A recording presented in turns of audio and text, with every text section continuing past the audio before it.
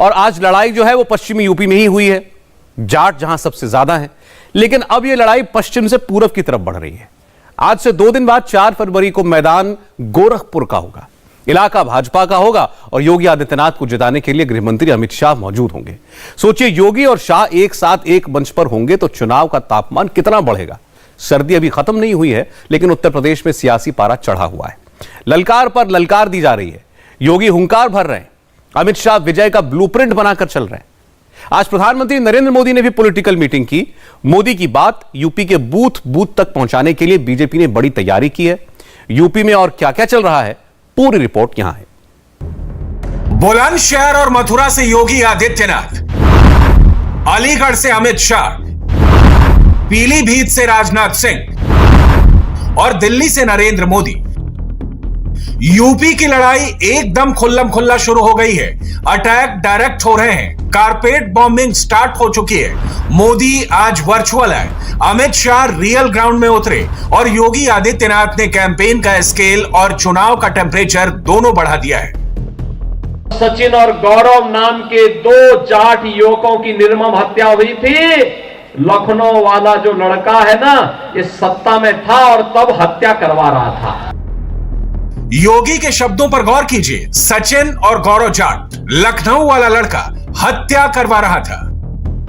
योगी यहीं तक नहीं रुके, उनकी कयामत तक वाली बात की और 10 मार्च के बाद गर्मी शांत करवा देने की ओपन वार्निंग दे दी।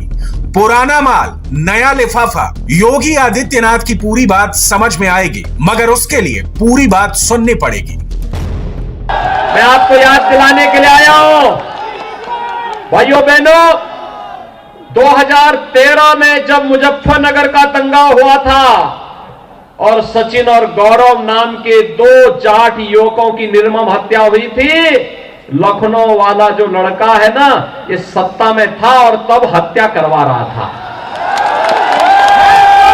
हत्यारों को प्रश्रय दे रहा था।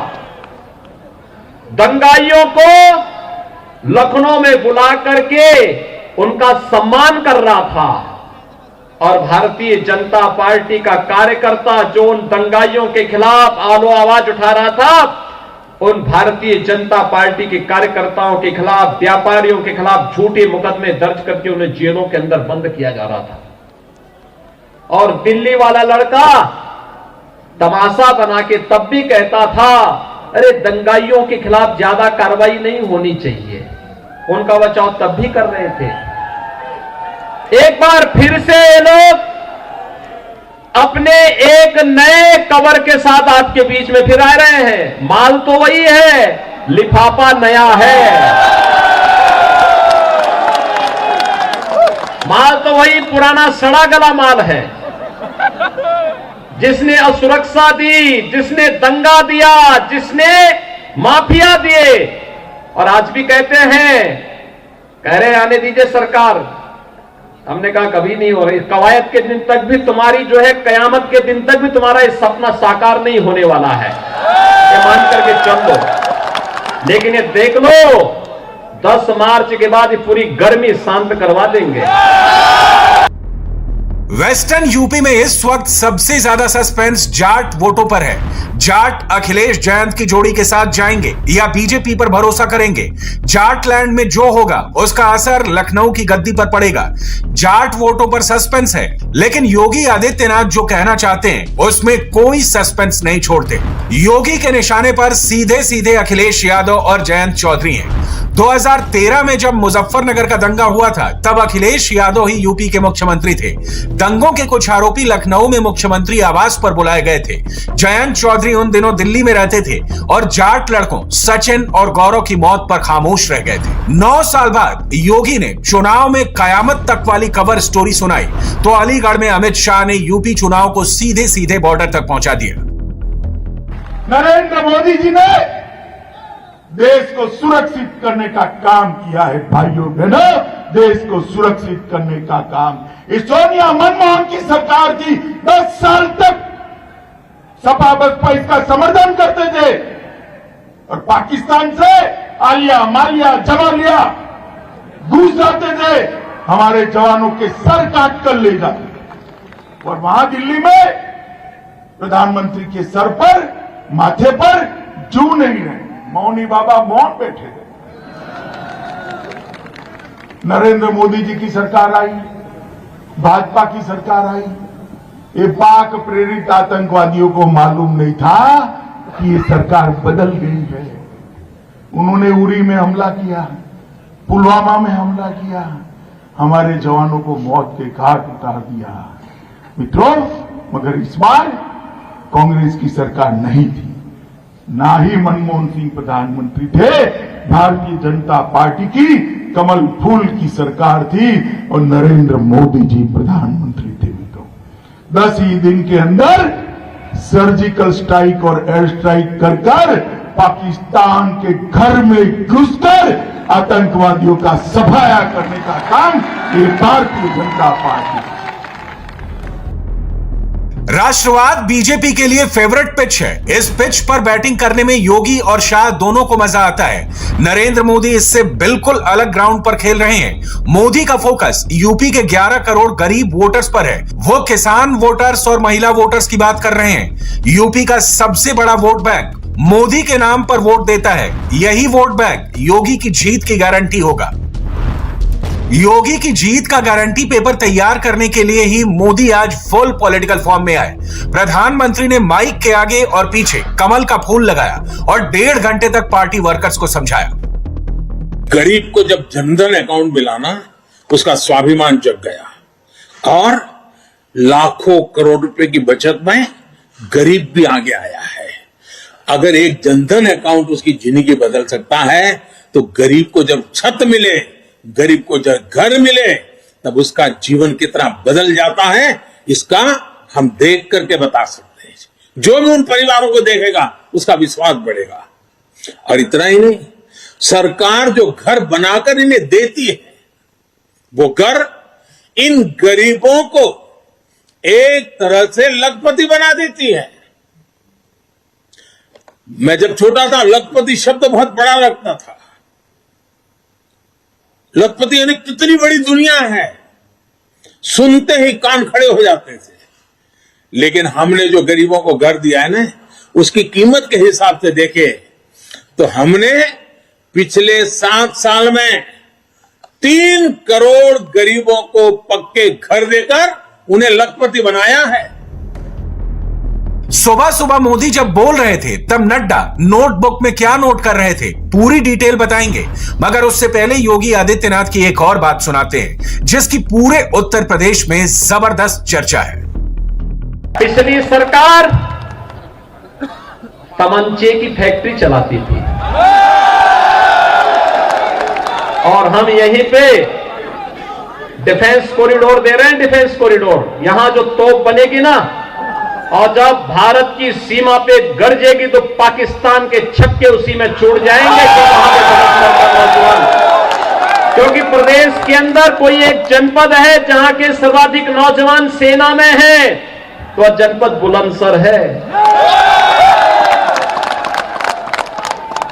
तो डिफेंस कॉरिडोर हम बना रहे हैं। देखो, आप अंतर समझ सकते हैं। वे तमंचा बनाते थे लूटपाट करने, राहगरी करने के लिए। हम डिफेंस कॉरिडोर बना रहे हैं देश की रक्षा करने के लिए। चुनाव अभियान में ताकत झोंकना क्या होता है, दूसरी सभी पार्टियों को बीजेपी से सीखना चाहिए। पहले दौर के चुनाव प्रचार खत्म होने में अब पूरे 5 दिन भी नहीं बचे हैं। एक तरफ बीजेपी के नेता ताबड़तोड़ रैलियां और धुआंधार प्रचार कर रहे हैं, तो दूसरी तरफ यूपी में कांग्रेस का प्रचार संभाल रही प्रियंका गांधी वाड्रा दिसंबर के बाद लखनऊ गई ही नहीं। कांग्रेस महासचिव प्रियंका गांधी वाड्रा आखिरी बार महिला मैनिफेस्टो लॉन्च करने लखनऊ गई थी। तब से आज तक प्रियंका गांधी वाड्रा दिल्ली से ही वर्चुअल प्रचार कर रही हैं। दिल्ली से सटे नोएडा में ही प्रियंका गांधी वाड्रा ने डोर टू डोर कैंपेन किया। सपा के नेता अखिलेश यादव जरूर कुछ पोटेंशियल दिखा रहे हैं, लेकिन बीजेपी के चौतरफा और ताबड़तोड़ हमलों ने अखिलेश का एनर्जी लेवल भी डाउन कर दिया है। हमारे उत्तर प्रदेश के मुख्यमंत्री पर बड़े पैमाने पे धाराएं लगी थीं और डिप्टी सीएम पे भी लगी थीं। दोनों पे जितने मुकदमे थे, इतने तो आईपीसी में सेक्शन नहीं बने हुए। जहां तक समीक्षा का सवाल है, मुख्यमंत्री जी पर गंभीर धाराएं हैं। अगर कोई दरखास्त देगा तो उस पर विचार किया जाएगा। कांग्रेस के पूर्व अध्यक्ष राहुल गांधी आज से गोवा के लिए वर्चुअल रैली करके चुनाव प्रचार की शुरुआत करने वाले थे, लेकिन उसे भी 2 दिन के लिए आगे बढ़ा दिया गया है। हाँ, मोदी का विरोध करने के लिए, मोदी के बजट की खामियां गिनाने के लिए और प्रधानमंत्री पर पर्सनल अटैक करने के लिए राहुल गांधी ने जरूर वक्त निकाल लिया। संसद में बजट पर बहस शुरू हुई तो राहुल गांधी ने इस तरह उसकी शुरुआत की। 2 हिंदुस्तान बन रहे हैं, एक अमीरों का हिंदुस्तान और दूसरा गरीबों का हिंदुस्तान। और इन 2 हिंदुस्तानों के बीच में खाई बढ़ती जा रही है। गरीब हिंदुस्तान के पास आज रोजगार नहीं है। There is another vision, a centralizing vision, the vision of a king, the idea of a king which the Congress removed in 1947. We smashed that idea of a king. Now that idea of a king has come back. That there is a king, a Shahin Shah, a ruler of rulers, a master of masters. Rahul Gandhi बोलते हैं तो कब हद से आगे निकल जाते हैं उनको पता ही नहीं चलता। आज भी राहुल ने सीमा लांघ दी और सीधे सीधे न्यायपालिका पर सवाल उठा दिया। The judiciary, the election commission, Pegasus, these are all instruments of destroying the voice of the Union of States.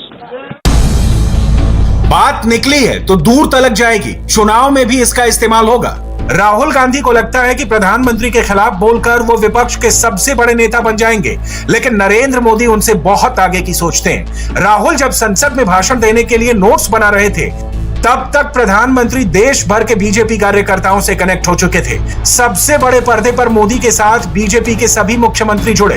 Party अध्यक्ष जेपी नड्डा नोट्स बनाते दिखे। नरेंद्र मोदी 1.5 घंटा बोले। इतने लंबे भाषण में मोदी ने यूपी चुनाव का नाम तक नहीं लिया, एक बार भी जिक्र तक नहीं किया। लेकिन गौर करेंगे तो मोदी ने उत्तर प्रदेश का चुनाव जीतने का पक्का बंदोबस्त कर लिया है। एमएसपी को लेकर भी अनेक प्रकार की बातें फैलाई गई हैं, लेकिन हमारी सरकार ने बीते सालों में एमएसपी पर रिकॉर्ड खरीद की है। सिर्फ धान की ही बात करें, धान की, जो सीधे सीधे छोटे किसान की जिंदगी से जुड़ा हुआ है, और छोटे किसान की खेती जेब के लिए नहीं, जीवन के लिए होती है। सिर्फ धान को ही अगर बात करें तो इसी सीजन में किसानों को एमएसपी के रूप में 1.5 लाख करोड़ रुपए से अधिक मिलने का अनुमान है। किसान वोट बढ़ाने के लिए नरेंद्र मोदी ने एमएसपी फंड बढ़ा दिया। गंगा किनारे के किसानों को मोदी ऑर्गेनिक फार्मिंग में मदद करेंगे। 80 लाख घर बनाकर मोदी यूपी में नौकरी रोजगार बढ़ाने वाले हैं। घरों की रजिस्ट्री महिला के नाम करके मोदी महिलाओं के वोट सिक्योर कर रहे हैं। बुंदेलखंड में केन बेतवा को जोड़कर मोदी ने 19 में से 19 सीट जीतने की तरफ कदम बढ़ा दिया है। हम रानी की झांसी का गर्व करते हैं ना, मैं उस बुंदेलखंड की बात कर रहा हूं। जिस खाजूराहो की चर्चा करते हैं, मैं उस बुंदेलखंड की बात करता हूं। वहां की तस्वीर बदलने वाली, पानी के अभाव में वहां के किसान के नौजवान बेटे रोजी रोटी के लिए कभी गुजरात, कभी महाराष्ट्र, केरल, तमिलनाडु तक जाना पड़ता है। ये केन बेतवा योजना किसान के जीवन में, खेती में तो बदलाव लाएगी, किसान के जीवन में बदलाव लाएगी। और इस योजना पर लगभग 44,000 करोड़ रुपए खर्च होंगे। मेरे किसान भाइयों बहनों के खेत में पानी पहुंचाने के लिए ये आधुनिक युग का एक भगीरथ काम है। अब बुंदेलखंड के खेतों में और हरियाली आएगी। जवान बेटों को शहर में झुग्गी झोपड़ी में रह करके मजदूरी में जिंदगी गुजारनी पड़ती है, वो खुले आसमान के नीचे अपने माँ बाप के साथ रह करके एक नई जिंदगी का प्रकरण लिखना शुरू कर सकते हैं। गरीबों को अनाज और किसानों को 6-6 हजार रुपए की सम्मान निधि देकर नरेंद्र मोदी ने यूपी चुनाव में पहले ही लीड ले रखी थी। इस लीड को ग्राउंड पर बढ़ाने का काम योगी आदित्यनाथ और अमित शाह कर रहे हैं। राम मंदिर यूपी के ही अयोध्या में बन रहा है, इसलिए वो तो चुनाव का मुद्दा है ही। अमित शाह आज कश्मीर और धारा 370 को भी उत्तर प्रदेश के सियासी अखाड़े में ले आए।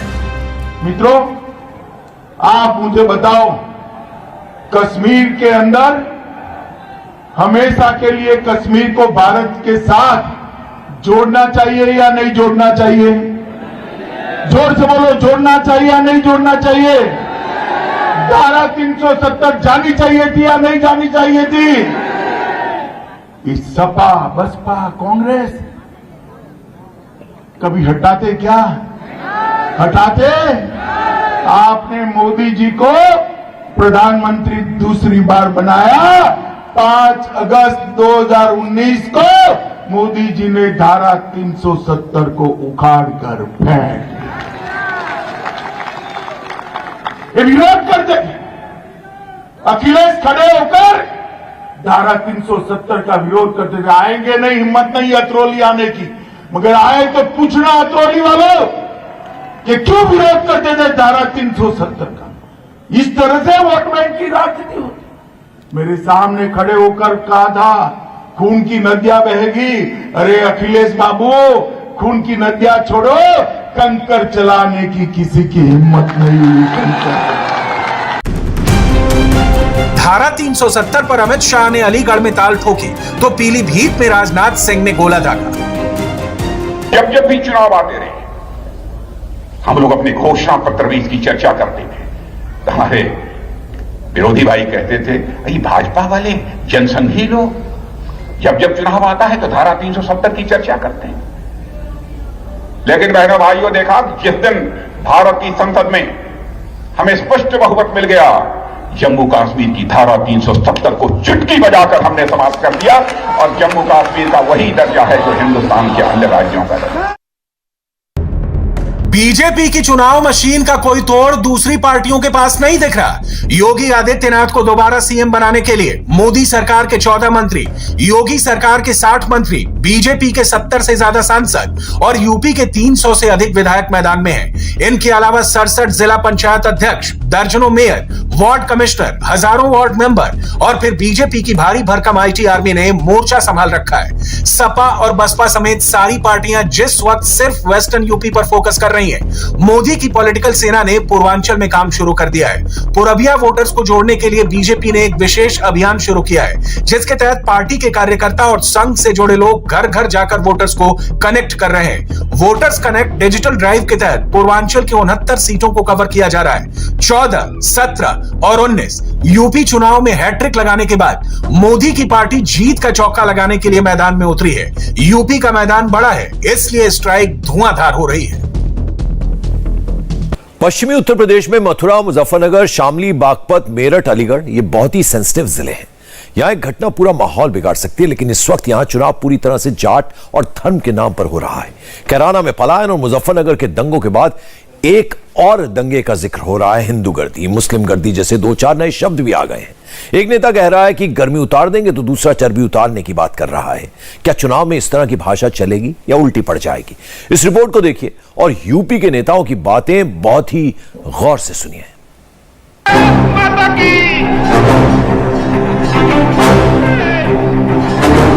पश्चिमी यूपी में महाभारत फाइनल राउंड में पहुंच चुकी है। अखिलेश हैं, जयंत चौधरी हैं और योगी हैं, जिन्होंने मथुरा पहुंचने से पहले भगवान कृष्ण और मथुरा को लेकर 3 ट्वीट दनादन कर दिए। इनमें कृष्ण भी है, मंदिरों का भी जिक्र है और अयोध्या की भी मिसाल है। जहां बीजेपी के लिए अवध में भगवान राम का मंदिर बड़ा एजेंडा है, तो पश्चिमी यूपी में योगी कृष्ण हरे कृष्ण कर रहे हैं, दंगों पर भी आगाह कर रहे हैं। और जब सत्ता में थे तो कोसी कला का दंगा करवाते थे। पहले राउंड से पहले यूपी के चुनाव में धर्म बहुत ऊपर चढ़ चुका है, तो क्या पश्चिमी यूपी में हिंदू मुसलमान, जिन्ना पाकिस्तान और दंगा मुद्दा बनने जा रहा है? मुजफ्फरनगर हो या कोसी कला के निर्दोष लोगों की हत्या से इनके सीने, इनके टोपियां रंगी हुई है, इसलिए लाल दिखाई देती है। इलेक्शन कमीशन इस बात की नोटिस ले कि एक मुख्यमंत्री की भाषा ही नहीं हो सकती। गन्ना जीतेगा जिन्ना हारेगा। पश्चिमी यूपी के चुनाव का बड़ा बैटल ग्राउंड है मथुरा और योगी आदित्यनाथ का यहां आना, मंदिर मंदिर घूमना। यह गोवर्धन का इलाका है जहां योगी दर्शन करने पहुंचे। मथुरा की हर सीट पर मंदिर मुद्दा बनाने की कोशिश हो रही है। यहां की सांसद हेमा मालिनी है और 2014 के चुनाव में जयंत चौधरी उनसे हार गए थे। जब बीजेपी की तरफ से जयंत की तरफ पॉजिटिव सिग्नल भेजे गए तो उस पर जयंत ने हेमा मालिनी का जिक्र करके क्या कहा, वो देखिए। और ना जाने कैसी कैसी बातें मेरे लिए कह रहे हैं।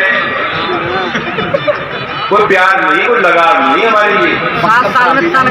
और मैं कह रहा हूँ मुझे खुश करके क्या मिल जाएगा, मुझे तो नहीं बनना हेमा मालिनी। जनता के लिए क्या करोगे? वो 700 किसानों परिवारों के लिए क्या किया? तेनी जी मंत्री क्यों बने बैठे? रोज जो है सुबह उठते हैं और नफरत बोलने का काम शुरू कर देते हैं और कोई काम नहीं है। जब से गठबंधन के लोग और गठबंधन के लोगों को समर्थन मिला है, इनके चेहरे पर तोते उड़ गए। नेताओं के बीच इस वक्त फरवरी में ही गर्मी पर बात हो रही है। योगी गर्मी उतारने का चैलेंज दे रहे हैं। मैसेज साफ जयंत चौधरी और अखिलेश यादव को है, जिनके गठबंधन पर बीजेपी एक आपराधिक छवि वाला ठप्पा लगाना चाहती है। 10 मार्च के बाद इनकी पूरी गर्मी शांत होने वाली है।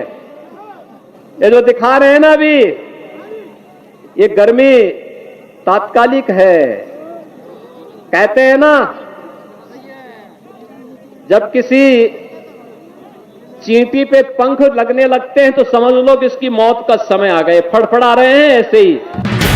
योगी आदित्यनाथ ने जब से कहा है कि 10 मार्च के बाद सारी गर्मी निकाल दी जाएगी, अखिलेश और जयंत चौधरी भी फ्रंट फुट पर खेल रहे हैं। दोनों ने इसे लेकर क्या कहा, बहुत गौर से देखिएगा।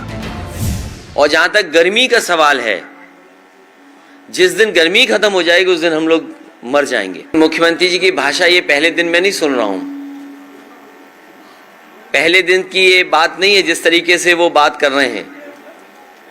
और मैं तो कहूंगा कि इलेक्शन कमीशन इस बात की नोटिस ले कि एक मुख्यमंत्री की भाषा ही नहीं हो सकती। योगी बाबा जो कह रहे हैं कि इनकी गर्मी निकाल दूंगा और मई जून में शिमला जैसी ठंड हो जाएगी, मुझे लग रहा है कि पिछले हफ्ते जो एक शीत लहर आई थी, इनका माथा बहुत बड़ा है, इन्हीं को ठंड लग गई। ऐसा भर भर के वोट दो, ईवीएम की मशीन को ऐसा भर के दो, नलके के बटन, हैंडपंप के बटन को ऐसा दबाओ कि भारतीय जनता पार्टी की जो चर्बी चढ़ रही है, सारे नेताओं की चर्बी उतार दो आप। जो जिंदा है वो गर्म है और जो खिसियाता है, जो हारने लगता है, वो कहीं ना कहीं उस भाषा का इस्तेमाल करता है। आज बीजेपी हारने जा रही है, इसलिए उसकी भाषा बदली है, इसीलिए ठंडे गर्म की बात कर रही है। पश्चिमी यूपी के चुनावी मैदान में जंग का माहौल है। रोड शो खूब चल रहा है। अखिलेश और जयंत चौधरी साथ चल रहे हैं। मैसेज योगी आदित्यनाथ को भी है कि गठबंधन मजबूत है, जबकि योगी अब मुजफ्फरनगर से कोसी कला तक सब याद दिला रहे हैं। 5 साल में अब कोई दंगा हुआ है क्या? कोसी कला का दंगा करने का कोई दुस्साहस करेगा क्या? अब करेगा तो उसे मालूम है ना क्या हो जाएगा।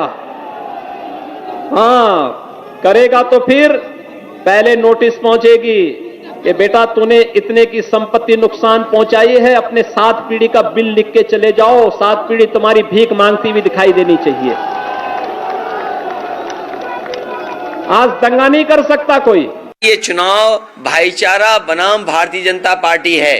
भारतीय जनता पार्टी कई नकारात्मक राजनीति है, उनके हर भाषण में नकारात्मक देखोगे आप। कोई दुस्साहस नहीं कर सकता। बेटी की सुरक्षा की तरफ टेढ़ी नजरों से भी देखोगे ना तो दुर्योधन और दुशासन जैसा हाल हो जाएगा। कैराना की इस धरती पर हम लोग साथ मिलके आए हैं एक संदेश देने। जिन्ना, औरंगजेब, पाकिस्तान के मुद्दों पर जो लोग चुनाव लड़ रहे हैं उनको बहुत भारी शिकस्त मिलने वाली है और नौजवान और किसान की जीत होने वाली है। जयंत शामली से लेकर कैराना घूम रहे हैं, योगी मथुरा से लेकर गोवर्धन दौड़ रहे हैं। इलाके अलग हैं, लेकिन मुद्दा और उसे काउंटर करने का तरीका वही है। और अगर देखते हैं कि एक बड़ा माफिया हो गया है, सचिन और गौरव जैसे नौजवान जो अपनी बहन की रक्षा करने के लिए मुजफ्फरनगर में जाते हैं, उनकी निर्मम हत्या कर दी जाती है। तब तो अखिलेश यादव जी तो तब लखनऊ में मुख्यमंत्री थे, इनके एक मंत्री उन निर्दोष जाट युवकों की हत्या करवा रहे थे और हत्यारों को छुड़ाने का बेशर्मीपूर्ण कार्य कर रहे थे। कैराना से लखनऊ पहुंचने के लिए एक्सप्रेसवे बनेगा जो कम समय में पहुंच जाओ। 5 लाख से अधिक भर्ती हुई है उत्तर प्रदेश में, 5 लाख से अधिक सरकारी नौकरी में। बीजेपी और समाजवादी पार्टी गठबंधन दोनों एक दूसरे की पिच पर खेलने से बच रहे हैं। योगी दंगे की बात कर रहे हैं तो अखिलेश एक्सप्रेस वे की बात करते हैं। जब योगी 5 लाख नौकरी देने की बात करते हैं तो जयंत चौधरी और अखिलेश यादव डबल इंजन पर सवाल उठा देते हैं। ये डबल इंजन की मार पड़ रही है किसान पर और नौजवान पर। यूथ वोटर जो है वो उम्मीद और विश्वास के साथ आ रहा है। जिसके पास भी बिजली का बिल आता होगा उसे जरूर बिल देख करके करंट लगता होगा। डबल इंजन पर सवाल और दंगों को लेकर मुजफ्फरनगर से लेकर मथुरा तक कवर करने योगी की कोशिश के बीच बीजेपी के प्रचार को पावर हाई कमांड से भी मिल रही है। बदायूं के सहवासन में जब केंद्रीय गृह मंत्री अमित शाह पहुंचे तो उन्होंने माफिया से लेकर गुंडाराज और उनको लेकर योगी सरकार का इलाज पूरा समा बांधने की कोशिश की। उत्तर प्रदेश को गुंडा माफियाओं से मुक्त कराया है, उनको जमीन के अंदर 200 फुट नीचे ले जाने का ये चुनाव। बुआ भतीजा के राज में उत्तर प्रदेश माफियाओं का सेंटर बन गया था, माफियाओं का सेंटर बन गया।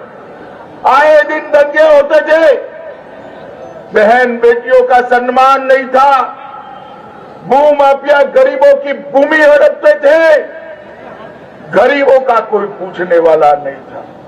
मुझे बताओ, आज सहसवान में कोई भी माफिया का हिम्मत है कि बहन बेटी के सम्मान के विरुद्ध काम करे? है हिम्मत? जरा जोर से बोलो, है हिम्मत? कोई माफिया दिखाई पड़ता है दूर दूर तक दूरबीन लेकर? अरे बोलो, जोर से दिखाई पड़ता है? माफिया 3 ही जगह पे है भाई, या तो उत्तर प्रदेश के बाहर है, या तो बदायूं की जेल में है, या तो समाजवादी पार्टी का प्रत्याशी है। इंडिया टीवी हर वक्त हर जगह डाउनलोड करने के लिए सर्च करें India TV news Google play store या ऐप स्टोर पर।